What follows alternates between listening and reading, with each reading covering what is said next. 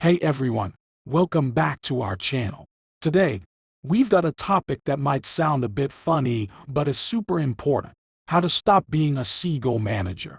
Yeah, you heard it right.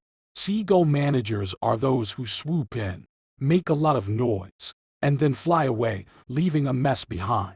But don't worry, we've got your back with 5 super simple tips to kick that seagull habit. Let's dive in. Tip number 1. Establish good communication.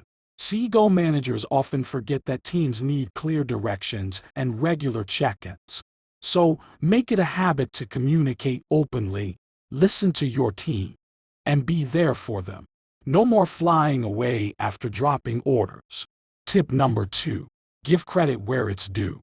Seagull managers sometimes try to take all the glory.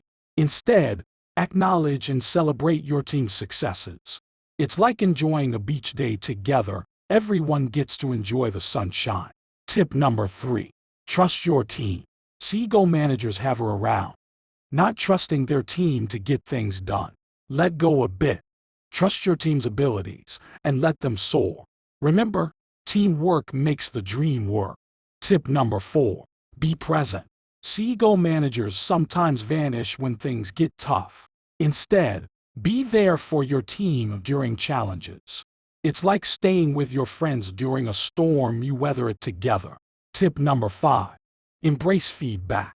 Seagull managers often ignore feedback or only want to hear applause.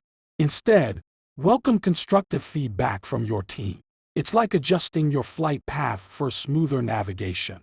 And there you have it. 5 simple tips to stop being a seagull manager. Now, here's a challenge for you. Which tip will you work on first?